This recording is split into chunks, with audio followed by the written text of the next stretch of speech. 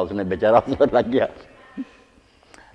یہ اہل حدیث سے اگر یہ بات سمجھ لیں کہ حدیث کو ماننا اس وقت لازم تھا جب حضور کے منہ سے لوگ سنتے تھے، اس وقت قرآن اور حدیث برابر تھا۔ حضور کے منہ سے نکلا قرآن، نکلا یا حدیث نکلی، کان سے سن لیا کہ حضور نے فرمایا۔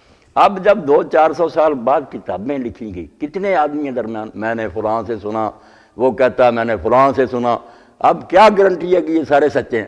ہو سکتا ہے ان میں کئی بے ایمان جھوٹ ہی بولتے ہیں۔ اسی لیے علماء جنہیں عقل تھی وہ کہتے تھے کہ یہ اخبار احاد ہیں، ان کو نہ ماننے سے کوئی اسلام سے نہیں نکلتا۔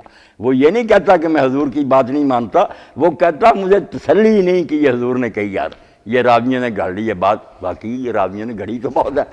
اس لیے عقل سے آدمی کام لے، حد اعتدال پر رہ، صحیح توازن قائم رکھے، پھر میں اگر مان لوں کہ واقعی حضور کا فرمان، مجھے تسلی ہو جائے کہ راوی معتبر، پھر میں نہ مانوں تو چوتھائی صاحب مجرم ہی ہوا رہا۔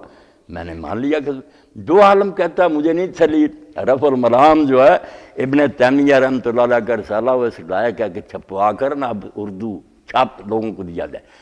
انہوں نے کہا جتنے بڑے امام ہیں، ابو حنیفہ، مالک، شافعی، دوسرے، ان کو کوئی برا نہ کہے، یہ کوئی سنت کے دشمن نہیں تھے، نہ حضور کی حدیث کے منکر ہیں، ان سب کے پاس عذر ہے۔ کوئی کسی کو پہنچی نہیں روایت، کسی کو پہنچی اس کو اطمینان نہیں ہوا کہ حضور نے فرمائی، کسی کو دوسری ملی جو اس کے مخالف تھی، انہوں نے کہا یہ زیادہ معتبر ہے۔ اس لیے کوئی نہ کوئی وجہ ہے ان کے پاس، ورنہ امام کیوں ہوتے؟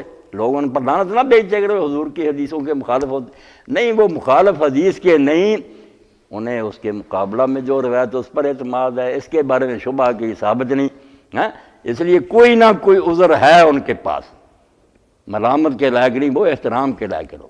تو یہ باتیں جو تھیں نا مولوی صاحب کی بات پر میں نے کہہ دی، یقین جانے اس کو سن کرنا مولانا پر بے شمار رحمت کی دعائیں کرنے کو جی چل رہا۔ کتنا خلاصہ نکال دیا نا کہ فتنے کی جڑیں یہ ہیں، یہ چھوڑ دو پھر فرقہ نہیں بنے گا، پھر تحقیق کرو، جو مرضی کرو، جو سمجھ میں آتا کرو، پھر انشاءاللہ امت ایک ہی رہے گی۔ اور اگر تم یہ غلو کرو گے تو بھائی ہے۔